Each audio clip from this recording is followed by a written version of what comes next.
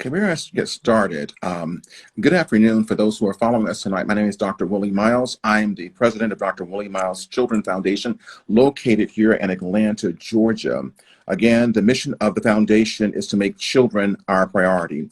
And our goal is to make sure that every child has a voice. Every child, regardless of race, creed, national origin, gender, have a voice, We believe we're one of the only organizations in this region that actually focuses on children. Many organizations focus on the full family. They focus on, everyone else. However, we just believe that at this point in our generation that we need to focus on children only and make children our priority. I do have a few announcements before we begin. Our t-shirts, of course, are still on sale. Here they are. You still can see them. Last week I went the entire show, had a t-shirt on, and the letters came on backwards, and no one told me or said a thing about it. I do want to share with you a little joke before I get into this about a teacher who was teaching, her name is Rita Pearson, who was teaching fourth graders. And Rita said, I wasn't very good in math because I was filling in for somebody. And she said she had this math session she was teaching, and she was so excited about it. But she was talking about how teachers should be humanistic. She said the next day she came before her class and said, class, I want to apologize to you all. She said, everything I taught you all was wrong. The students said, Ms. Pearson, we knew, but you were so excited about it, we just let you go. So, so last week, I was so excited about the t-shirts, y'all just let me go. So I really appreciate that. I do want to say that if you are interested in making a donation to us, an easy way to do that is go to INFO at the Children's Foundation. That's a PayPal. It goes straight to our account, and every dollar you send us, we can use it. Again, it's INFO at the Children's Foundation.net. You can make those donations right now. We really appreciate that. Also, we have some exciting things that are happening. The social justice series, we're just loving it. We're happy that we're making this contribution to the community. And we have people that are looking at this thing nationwide. Our goal is to make sure we're doing our part, to make sure that we're doing our part. So before I begin, I think I got all the announcements out of the way. Yep, all the announcements out of the way. T-shirts, donations to us, and thank you all for joining us. Again, we always have this illustrious guest with us, and I don't want to just ignore her, but she's my co-host on here for the entire series, but she doesn't know it yet. She'll be on me forever and ever more. So Jackie, I want you to introduce yourself and we'll get started. Hi, I'm Jacqueline Hampton Clemens, educator, and as it says on the flyer, African history and culture enthusiast. I've been working with Dr. Miles for a number of years on issues that affect children, honestly. So not a new venture, but very happy to be here. So I really want to thank you for doing this with us because this is such an important topic. And I just want to go on record that the Children's Foundation thought it's relevant enough, that we thought it relevant enough to make sure that we do this. And guess what? We're doing this at no cost to anyone. We're not waiting on government to pay for us. We decided to do it ourselves. And we want to make sure that we give something to the next generation. Those t-shirts that says a campaign to save a generation, folks, we mean that.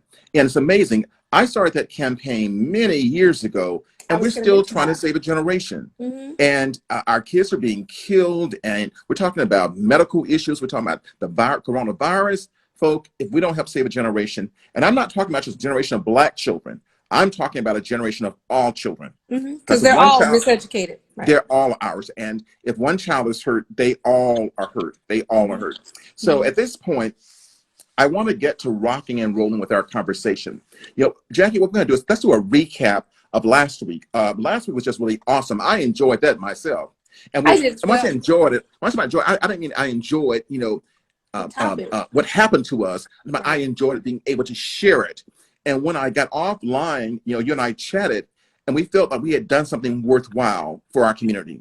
Because it is so important to have these conversations. And I agree with you. I don't care if it's 2 people, 3 people, 50 people. We must start to have conversations about these things that are affecting society. And they are affecting the larger society. Sometimes they're presented as things that just affect us. So I agree with you.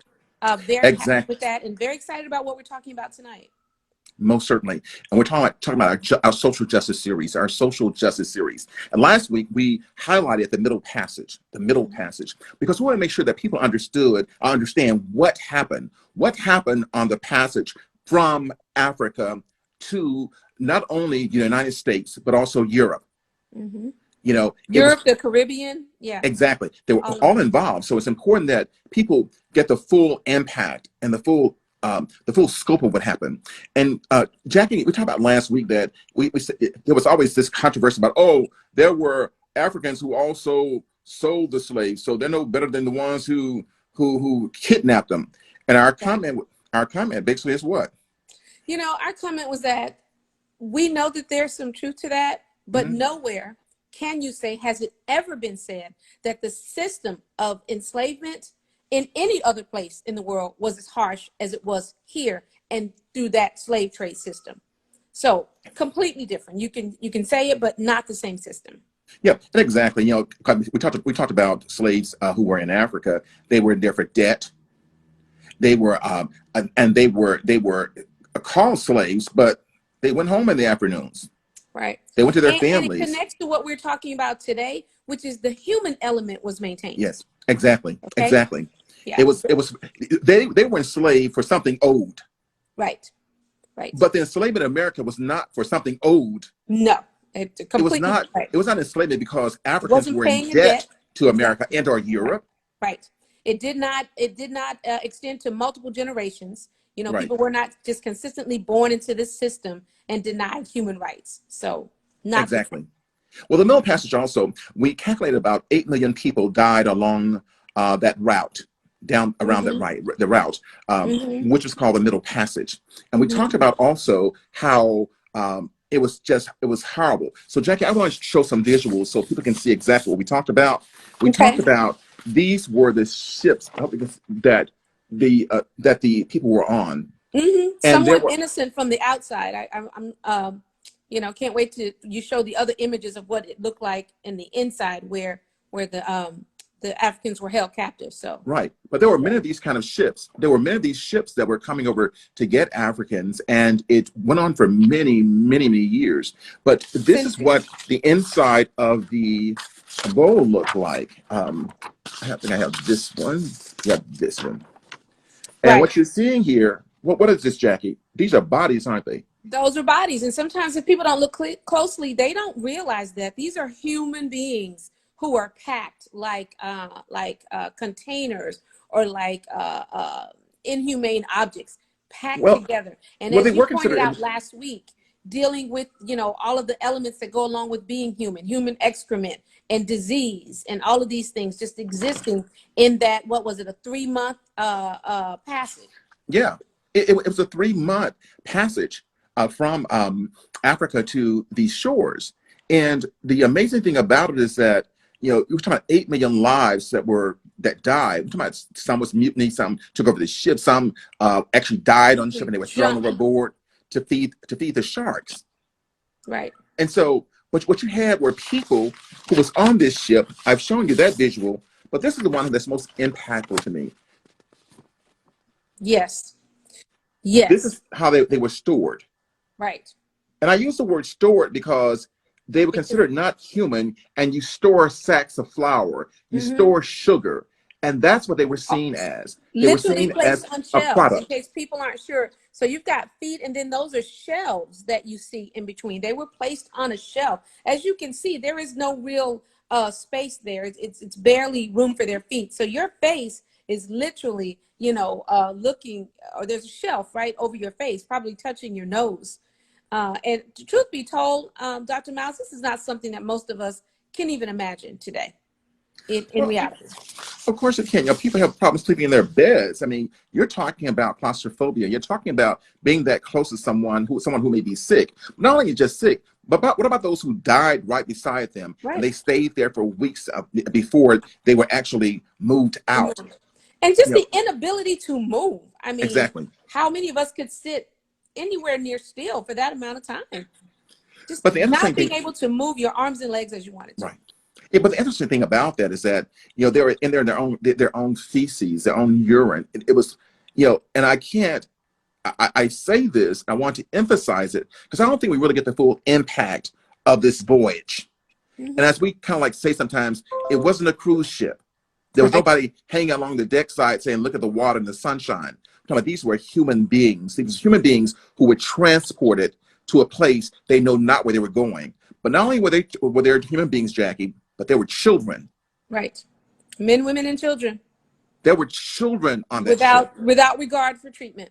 So again, it gets to another level of denial and inhumane treatment when you don't even recognize a child, right? When you can't recognize an innocent baby as a human being. So that leads to our conversation tonight, and that is our tonight's discussion is denial. Denial, a denial of culture and humaneness, and it's an American tragedy. The denial, and when we talk about denial, it's equivalent to like keeping something from someone. It's denying one of human rights, but of course they were not considered human, so therefore they had no rights. But part of our conversation last week with Jack was like, well, how can these beings have hands and fingers just like me? They have a head, 2 eyes just like me. They walk just like me. The only difference is hair texture and color. And at that point, I no longer recognize, or they no longer recognize the human being that they were dealing with. But Dr. Miles, I think it's also interesting because I often wonder, what place must you go to in your mind to deny that that's a human being in front of you? I can tell you where you go. Right. That's another level of illness. And without recognizing that, which we really never have recognized, that you had to be ill to suggest you didn't recognize a human being, which means we've never treated it. And that's why, we're having conversations about denial today and seeing it today. Well, it's lack of seeing them as humane, but they didn't see them as human because they saw them as dollars. They're being transported here to a capitalistic society that said that you are a dollar. And the value you bring to me is what a white person pays for you. Now, of course, some of us say, oh, Dr. Miles, get what? There were blacks who bought them. I said, well, I'm not here to refute that. But what I am here to say what history says. They were seen as a dollar. So they were valued that way, but as human beings, they were not valued. Can you imagine being valued just like a sack of sugar? Just can't. You are valued the same as a sack of cotton. And just like that sack of cotton, someone has the right to sell you, move you, do what they will with you. But the sad part about it, you and I said we're going to stay on the topic because we'll be all over the place.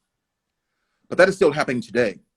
Unfortunately. This is still happening. It has a different name, but it's still happening today. But it's because the denial is still happening. And what I wanted to ask you about, Dr. Miles, do you think the denial is now on both sides? Give me more information. What do you mean by that? I mean that I think it's not only the oppressor who's in denial, but sometimes I think the oppressed are also in denial. Maybe not of their humanness, but of certain realities. You're trying to get me into another conversation, and the answer is absolutely, because the issue is, and you got me ahead of myself, if I could get you to think that you're nothing, you'll never value the person's black like you. And let us not forget the Willie Lynch letter. For those of you who are not aware of that, just get the Willie Lynch letter. He talked about how to make a Negro, where he used nigger, a slave for life. Without chains. His point was, chains. You won't need the chains. As long as you can, enslave their mind, they'll follow the so code. folks, if you want to get that letter, it's called the Willie Lynch letter. You can pull it up online and just read it. And when you read it to us, to people who are color who read it, who black, we say, oh my God, this has really happened. And it's really happening today. And he said it would last hundreds of years. Exactly. If they did it the way that, in case people don't have the background, Willie Lynch was someone who went around and trained slave owners on how to enslave, on the enslavement process. And he said, if you do it this way, trust me, it'll last for hundreds of years. Yeah. D Talley says they did it. Credit, slaves forever. Slaves forever. And I talked to him a little bit. It's not just slavery, and I don't want to get too off tangent. I'm not talking about just slaves, and being in bondage, but slavery and being in debt. But I don't want to go there at this point. Yeah, that's definitely another conversation. Yeah, I don't want to go there yet. I want to stay on our little sequence. Our sequence was the middle passage and the denial of humanity Humanity. in American tragedy. Let's just stay right here for a second and let's just talk about this this denial. And Jackie, I want to change the word. That I shouldn't have used that word. It wasn't denying, they were purging us. You know, Say it was that like again. They were doing what? they were purging us, like getting it out of us. It was a cleansing. Oh, it And was when a cleansing of our culture, absolutely. and when And we have and a any thought you had of being a human, yes. yeah, but think about this here though. When you hear the word purging and cleansing, you think about the Holocaust. Mm-hmm. It was a purging and cleansing to control us Mm-hmm. because we had no minds, and to them we were not human. So whatever we did was considered not human. You Mm-hmm. know, we're not And for not worth considering. not even worth considering Right. because you don't matter. You know, I even think about, you know, the stories we heard about, you know, that we in Africa had pagan gods, you know, Mm. because they saw them And, worshiping and the and they had to come and tree. civilize us. Yeah, Right. but they got pagan gods. They worshiped the trees, the water, and the sun, and all that, not realizing that Africans saw God in the water. Hello. They saw God in the trees. They saw God in the sunshine. So they're Mhm. not worshiping a pagan God. They're worshiping God wherever they saw him. And of course, that is consistent with the Christianity that most practice today. We Of see course. God in everything. In everything. But let's take on this denial of, and we can use these words interchangeably: denial, purging of, cleansing Mhm. of people who were then called slaves. You know, let's define this thing of humanity. Like, what is humanity to you, Jackie? Like, and to my audience, y'all can type in. We'll respond to it. But what is this humanity? You know, it's almost one of those things that is so innate. You never thought you would need to define it, so you Mhm. really didn't put a lot of effort into it. To recognize a human being was something I think we just took for granted. A human being looks like you, walks like you, talks like you, has eyes, head, brain, arms, legs, you know, uh, uh, procreates the same way as you. Mhm. A human being, you know, compared to an animal, a dog, a tree, a table, a human being. But yet the regard given to us as human beings was Mhm. almost like that of a table, a tree. Simple property, as if we not only had thoughts, did not have thoughts, didn't have the right to thoughts. The simple humanistic things that just were denied um, the enslaved Africans, Yeah, someone said our like ancestors. emotions, but it really is. It's appropriate things. It is denying my humaneness because you don't see me being human, even when you rape me. Oh well, you see, now I was holding off on that because You that was the one point, and I've had this conversation. I wasn't human until then because and you didn't go out there and sleep with the cows and the dogs. But all of a sudden, we became human mhm, at that point when you now had other needs other than us serving in your fields. right. So that's really what makes the whole denial thing unplausible. Yeah, Clearly, they knew, but they chose Jack, to ignore it. one of our listeners wrote, "Humanity is the ability to see the likes of oneself in the simplest form." And well, the whole point of that is that they couldn't see the likes of themselves because we were products and we were black. But Dr. Miles, I think the point is valid. Hmm. It really means that they, in fact, then were the ones who were not human. Exactly. Because if you don't have the ability to recognize a human, the question is, where is your humanity? I think they had the ability to recognize it. I just thought it wasn't profitable to recognize it. Clearly, it wasn't, but you know, you Hmm. still can't take away the foundation. You Right. know a human when you see one, because just as we mentioned, you know, slavery could have been practiced in many different ways. It could have been practiced in humane ways, Right. right? Could have still been treated as humans, Okay, but that wasn't let's make sure you do this here. Let's make sure we get our viewers' comments. I know you can see them also. So I okay. want to make sure we engage them. I want you to read, Miss Greenhouse wrote Mm, something. right. Sometimes you have to enforce humanity. Now, that is a very valid point. That's where we are at this time in history, realizing that we have to enforce our humanity, literally. And strangely enough, from those who are hired and paid to protect us, we're having to But you know what? enforce our You humanity. know, what's amazing though? Yeah, and she makes the point, but why we gotta enforce it through scribbles of "I'm black and I matter"? we're talking about the 21st century. We're still having to justify being human, our humaneness. And even though we've been one of the most humane people on earth, ever. because we've not gone and killed folk because they've done us wrong, we've Right. embraced them. Although that is still their constant fear. Right. And we've Or embraced, excuse for their and behavior. we've forgiven. Some have Yep. forgiven. So I think as far as humanity from our perspective, and I can't speak for the whole Black community. I'm not doing that. I'm simply saying what I see. What I see. I'm always hearing that we should forgive, and we do forgive, and we embrace. And that can sometimes be an issue for us. But one person gave us the definition of humanity. It says humanity, humaneness. It means benevolence, the praise for their standards of humanity, of care and dignity. Now, that key of dignity is probably the most important thing, of dignity. But you most certainly didn't have dignity for me when you had me over here like this right here. And Dr. Miles, let's be real, because we also have another comment, which is very true in this country, and it's just that you can face harsher penalties for harming animals than for taking a human life. Those same people, A Black life. Right? They could face a harsher penalty for harming an animal, and we seem to be very clear about those laws. Well, it's amazing, but we talk about humaneness to animals all the time. But we don't talk about humaneness As a matter to of human fact, beings. what's the name of it? The Humane Society. Society. So we Check have that out. we The have dogs laws. are the Humane Society, Right. but we are not recognized as humans. It's kind of amazing. This conversation, it brings up all kinds of emotions within you, because you start realizing that it doesn't take a rocket scientist to understand this. That this is strategic, Mm-hmm. and Absolutely. it's about economics, Mm-hmm. and it's about control. Yep. And It's privilege. Let's not leave that out. It's about privilege. It's about living a lifestyle at someone else's expense. Something that in general we recognize as one of the most negative characteristics you can have. We recognize that.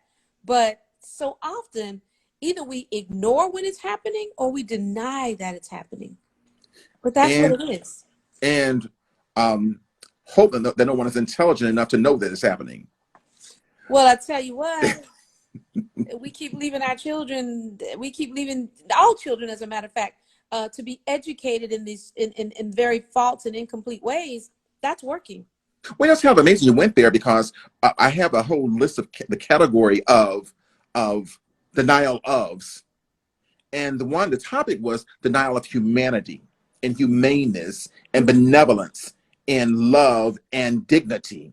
And the next one was education. And so we've gone from the middle passage. We're now moving, giving you a broader perspective, and we'll give you additional on next week dealing with racism. But let's talk about this. But let's not go to today's education. Let's stay back now. I want us to go with the education of that slaves shouldn't read. Slaves shouldn't. But I said I didn't want to go back. But really, Black children ain't reading today. Right. So exactly. this whole thing has manifested over these 400 years. I mean, we talk about, and even more years, where we're still seeing the same behaviors from slave masters, the oppressor, and the consequences that those who are affected have to deal with. And I like to say in broad daylight. In broad daylight, many of these things are happening, the education systems. But much of it has to do with the absence of exactly what we're doing now. Having conversations, bringing certain things to light, us having an interest in our own experience, our own existence. And then, of course, that parlays into how our children are acclimated into their humanness and their reality. And I'm it's gonna have not to get happening. I'm gonna have to get Detali on here because he's writing a whole book on here, but some good stuff. And so it says, so are we agreeing that a lot of tradition has come from an uneducated source, hence the reason we've been in this place so long? I don't think it's uneducated. I think there are a whole lot of factors. Jackie, you Right, want but I agree with him that there is an element of being to? um, uh, properly educated or educated on the right topics and subjects, because I do believe that our education, our history, and our knowledge is absent. But you It know is what's interesting? by and large absent. You know what's interesting though? When you look back at the people who were in bondage and our ancestors, somehow they they made it. They learned the language of the land. They learned how to communicate and to help each other. To escape slavery. They learned how to read, even though the master didn't want them to read, and they learned how to do what Langston Hughes says: we wear the mask. They learned to wear the mask to get what they needed, and they Mm-hmm. always strategized. Mm-hmm. And one thing they always did also, they always met up if they could.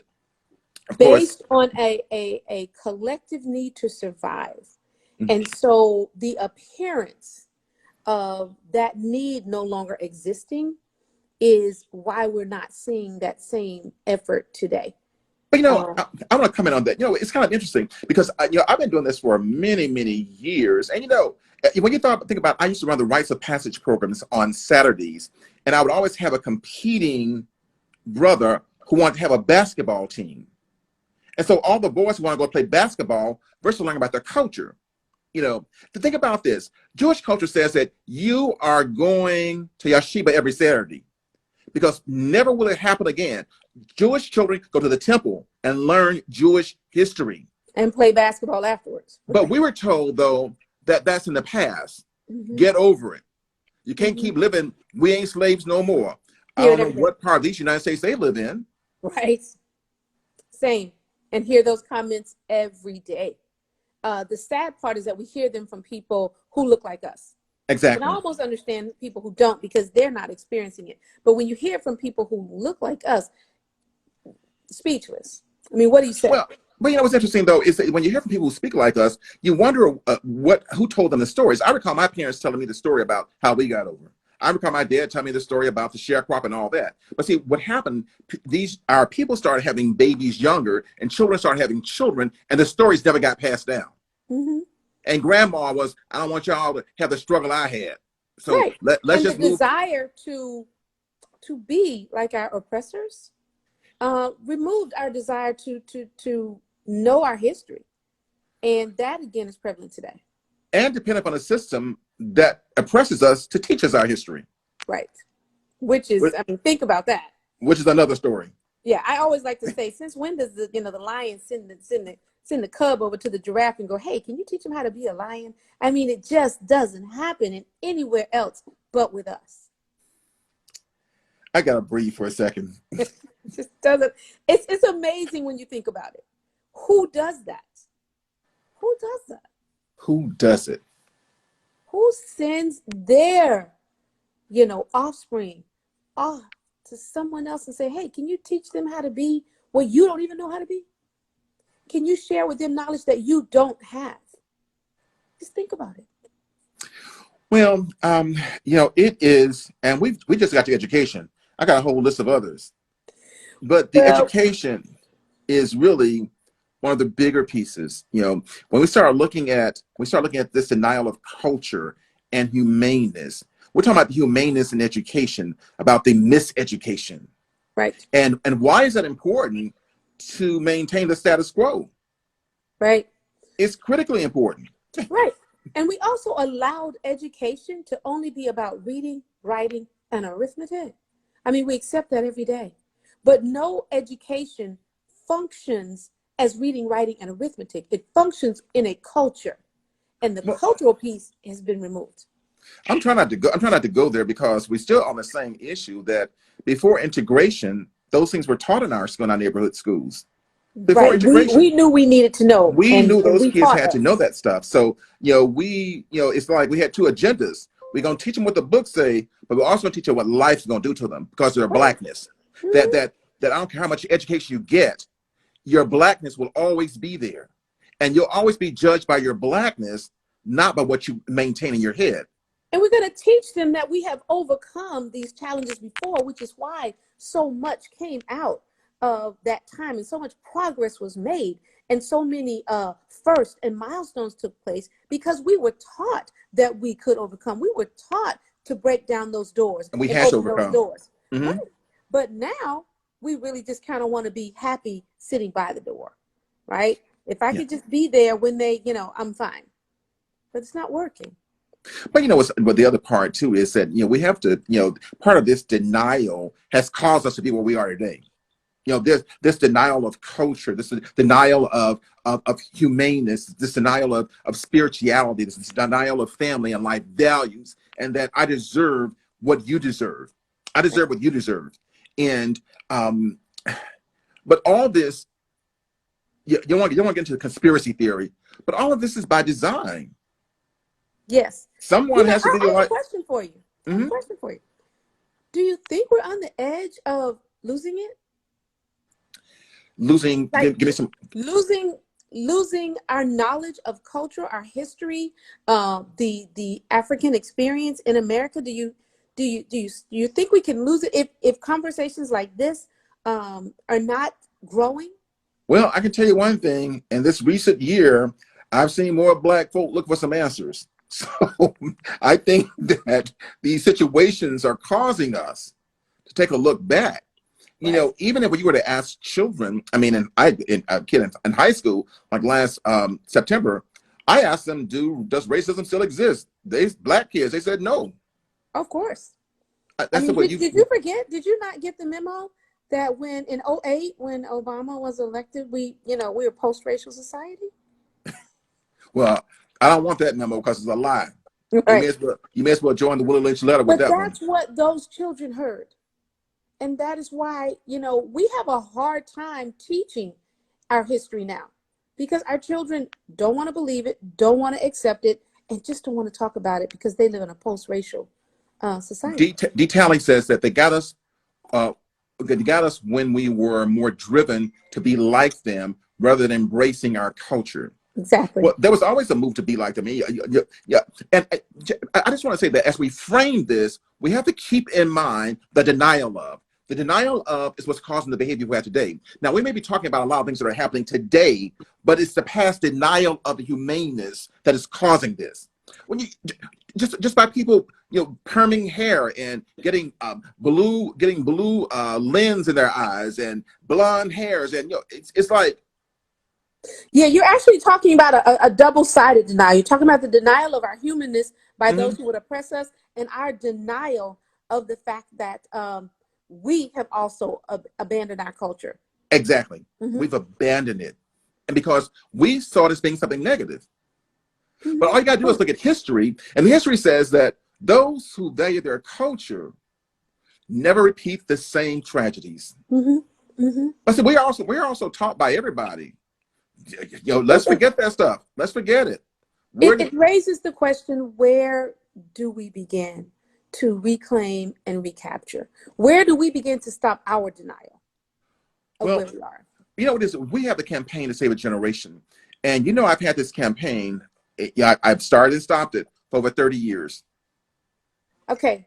I'm going to put you on hold for one moment. I have a surprise for you. You keep talking. All right. For over 30 years. And the issue is that there's a problem, folk. The problem is until we start loving ourselves, no one else is going to love us. We want to get approval from everyone else. A detail says that we're in a vicious cycle. We don't have to be in that cycle. As a therapist, I tell sometimes my patients that you're in the cycle of anxiety, which means that you think you're getting better, and then you avoid, and you find yourself getting worse, and it gets worse. And you're absolutely right. It is a denial. Oh yeah, I recall that shirt, "Educate or Die," years ago. Closely.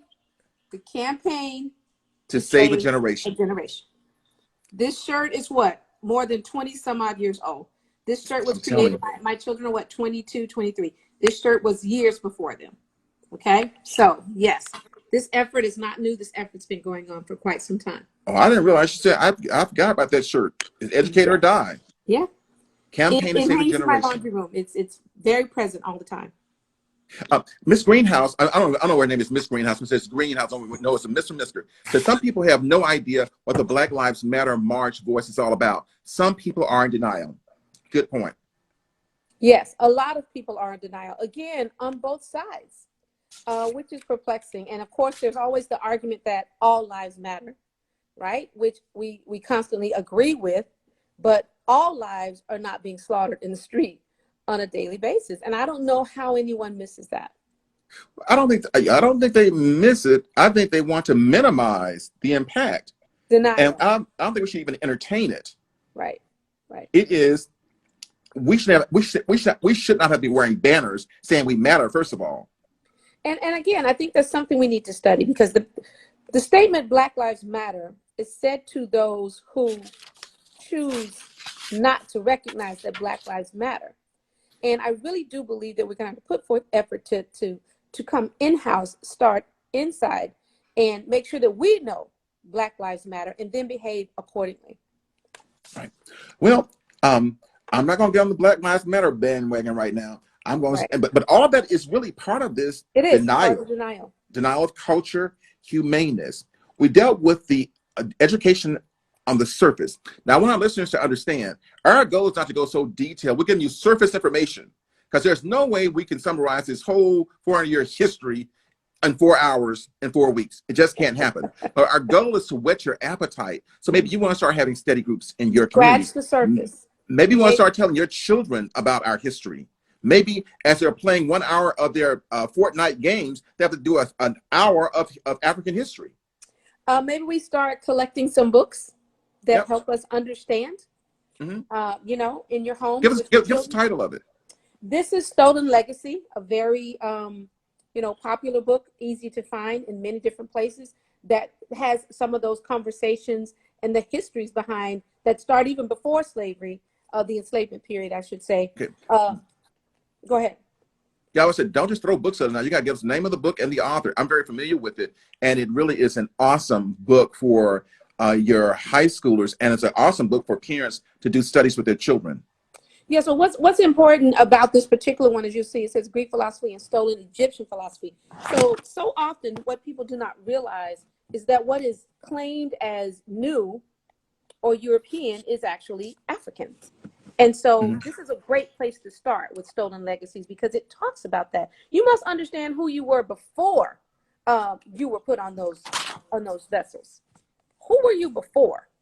Because that's another lie, another denial, that we were uncivilized, running around, and you came over and really did us a favor. And the sad part is that I think a lot of people today who have issues with what's going on are in denial. They really believe that enslavement did us a favor. It was a blessing for us. It was a blessing. It was a blessing for us. They fed us, according to some of the books. They had picnics for us and barbecues. But not only that, but we loved it so much that when we ran away, we had to go back to the massa. And Harriet Tubman said, "Once you get on my train, there's no going back. I'll kill you first." Right. But guess what? All this stuff is also biblical. It's about you being afraid to venture out. But to me, I'm not going to say this phrase because someone else said it, but you do have a lot to lose. What do you have to lose? You have to make sure that you go out there and take the risk, because taking a risk for your culture, and you have to, it's that you got to say you got to take a risk, first of all. I got to take a risk. No, go out there and be who you are. Some of us are afraid of losing something. Some of us are afraid of losing something. Which you're losing anyway. We're losing a lot, and sometimes our lives. One reader said, how do we know this kind of information is true or accurate? As an educator, I tell you to always research your source. Whoever the author is, research it. As a doctoral student and as a person who teaches education, I tell to our students, whoever writes any research, research the researcher. That's your homework. So how do you know this kind of information is true or accurate? Research the researcher. There'll be many people who disclaim that the book you just showed, that is all a lie. And Dr. Miles, I have to inject here. why is it we always question this, but we don't question what we're taught for 12 years? And Hmm. that is all, it is known to be a lie. You know, there's a book called Lies. My teacher told me that documents that what's in American history books is total fabrication, as it, as it is printed in terms of race relations, but we don't question that. Hmm. So let's start questioning everything, and look around you and see if it makes sense. But by all means, as you said, research it. The sources are here, the references are here. You know, there's such a thing called original source documents.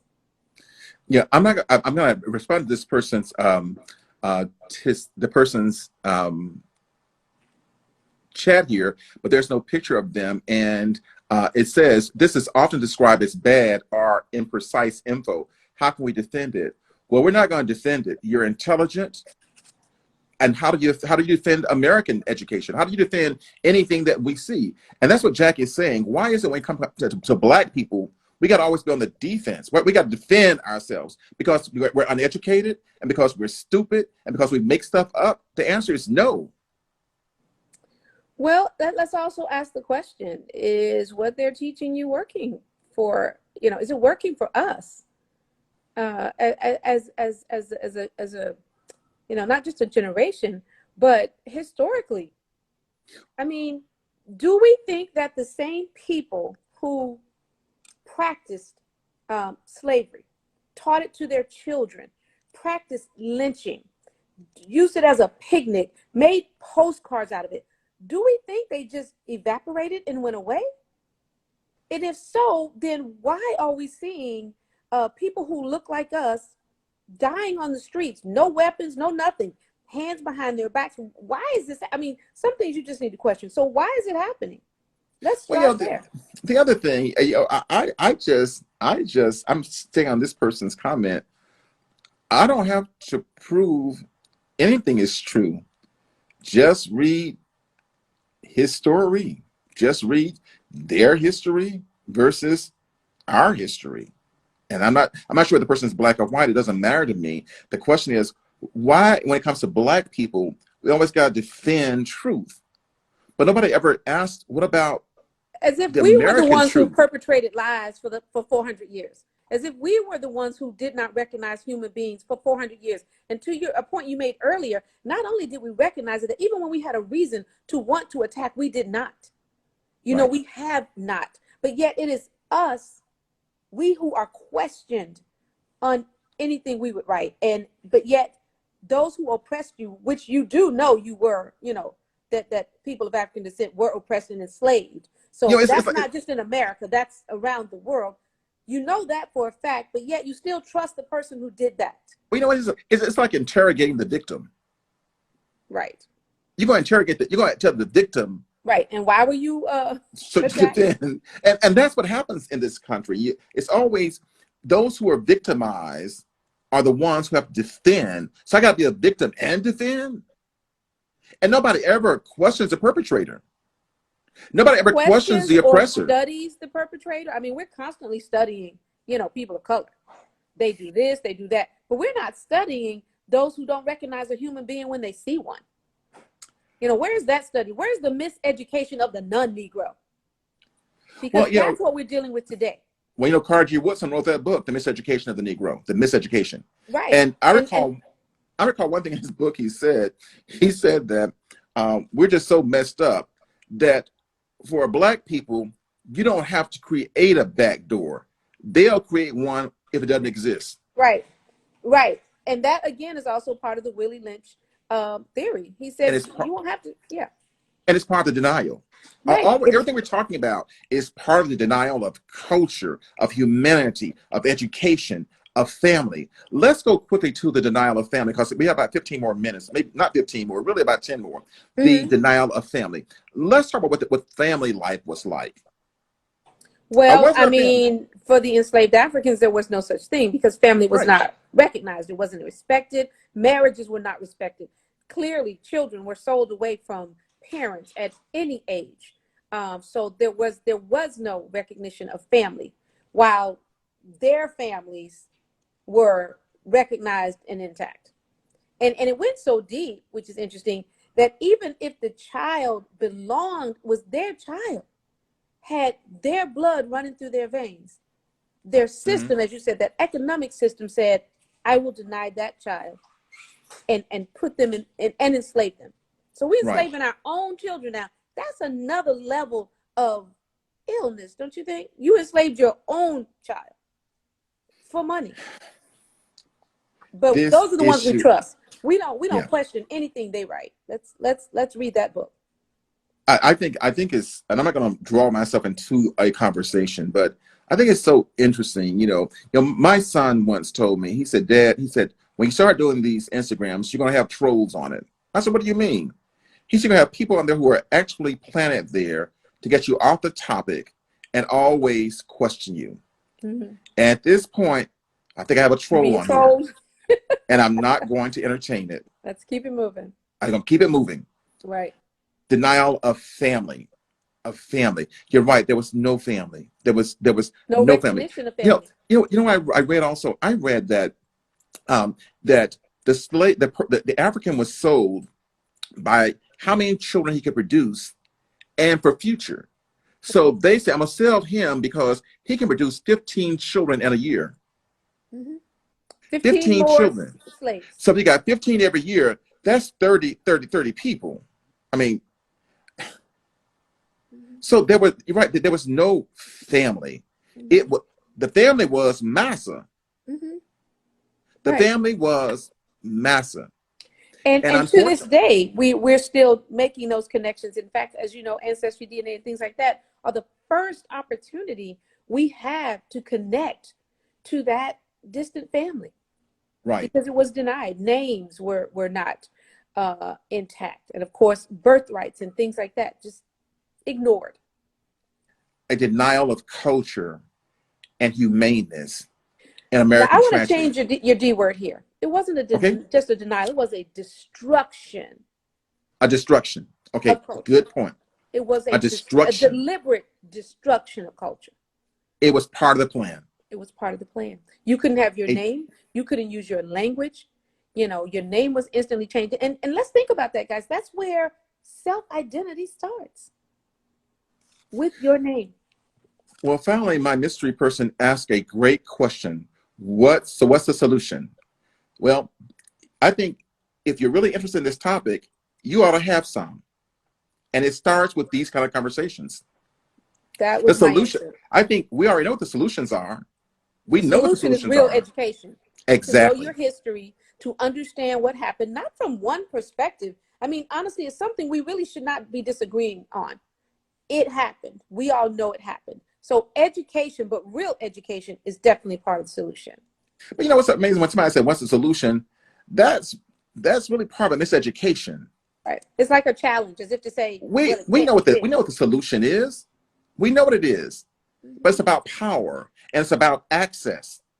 And Calling out what's wrong. As D. Talley says, it's humanity is the solution. Right. That's Humanity it. is the solution. Humanity is the solution. Humane And behavior. that's what all the Black Lives Movement is talking about. That's Humanity. it. That's why Black Lives Matter is only talking about is that's the solution. But do you see the solution when you see police officers killing Black people? That's not humane. And so we're Or when you seeing, see people protesting against those who are protesting to defend life, as if to so say, you have no right to be here to defend that life. Like, forget that and move on. I want to do a, sort of like a transposing of this, and we're gonna spend too much time on it. And I think this is really important because when we have Black discussions, there'll always be an agitator that want to change the conversation. The conversation is really about making people aware. I'm not in politics tonight. I'm not the president of the United States. I'm not a politician. I'm none of that. So whatever I say at this point tonight is for community awareness. But I think each of us collectively who's on listening tonight ought to take a personal responsibility to educate someone. Mm-hmm.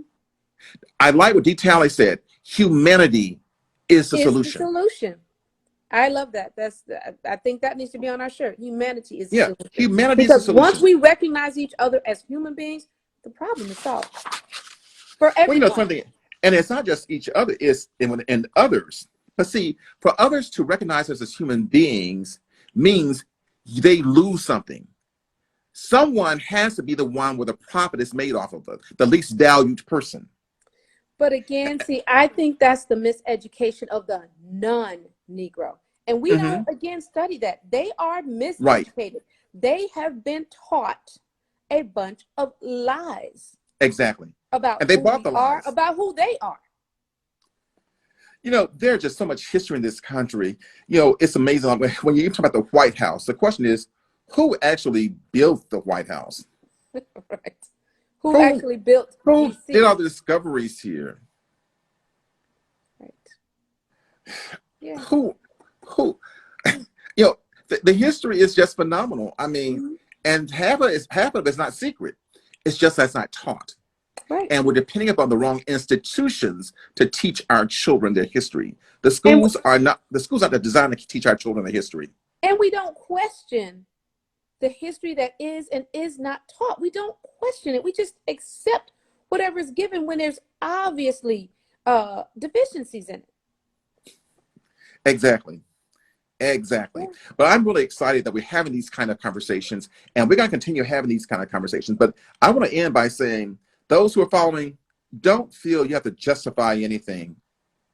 Don't feel like you have to, when I say justify anything, I'm talking about prove anything to Right. anybody. Right. You do what you think is best for yourself and your family. Mhm. And what we're here tonight talking about is the denial, Right. the destruction of, the No destruction. one asks you to prove why your children are going to school. Hmm. Well, prove it. Well, why are they going? Well, what are they studying? Half of you don't know what your children are being taught at school.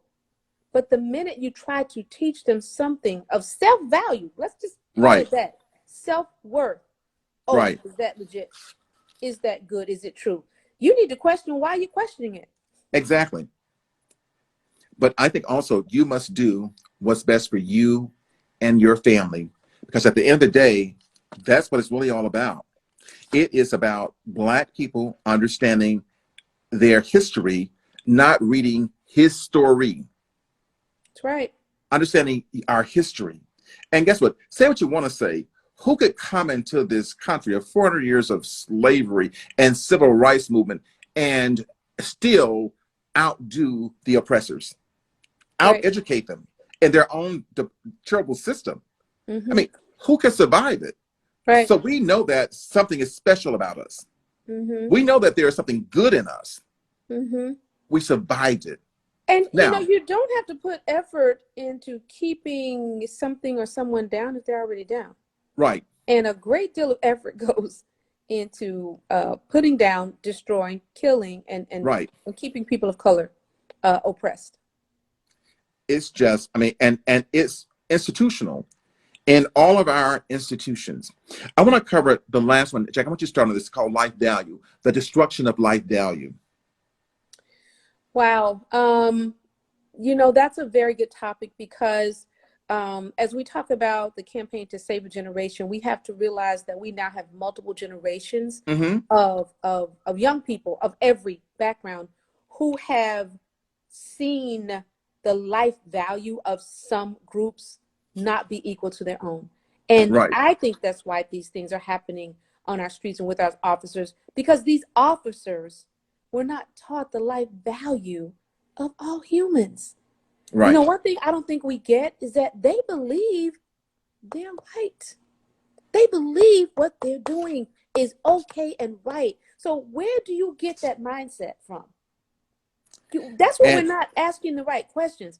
How did any officer, any person arrive at a point, 30s, 40s, 50s, in their 20s, where they can say, this life is different from my life? Life exactly, value. life values. I mean, it's just amazing to me, um, the kind of information we're sharing. And you and I both are educators. Mhm. We don't have to sit here and make up stuff to give people. We'd be wasting our time and doing a disservice to humanity and doing a disservice to our faithful followers, Mhm. to suggest that it's asinine. I do want to say that I have a few more minutes left.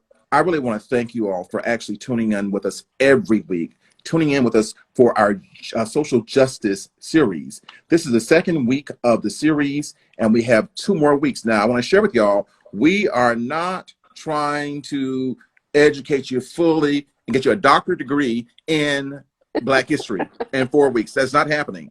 Our goal is to give you some information on a perspective of our life and our history. It's also it's designed to sort of enhance humanity and non-Blacks who may be watching and following us.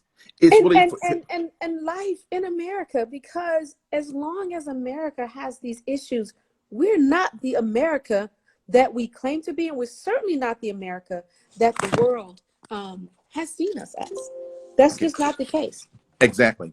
Hey, listen, next week, our topic is racism, Black humanity ignored. Racism, Black humanity ignored. Hey, listen, folks, I want to thank you all for joining us. We've had an exciting tonight. And I know you guys are really ready to go and watch the debates, right? So I know I'm going to watch it also. So again, we need your donations. If you want, somebody said, how can you start helping? Make a donation to us. info@thechildrensfoundation.net. Order the shirts from us. Tell people about us. We have 2 more weeks. We want to see hundreds of people on here next week. It is Racism, Black Humanity Ignored, and October 13, the right of equality. I want to thank all those who made comments. You're absolutely wonderful. Jackie, I'll see you next week, right? I'll see you next week. Excellent, folks. Hey, listen, stay safe. And I do want to say this right here. Make sure you vote. Make sure you vote. Early. I can't tell you who to vote for, but make sure you vote, and your vote does matter. Your vote does matter. Hey, listen, Ms. Greenhouse, you're wonderful. You're excellent. And I want to thank you for all your comments. Dee Talley, thank you for all your comments. And thank all of those who made comments. All right, We'll see you next week. Have a great one. Good night, everyone.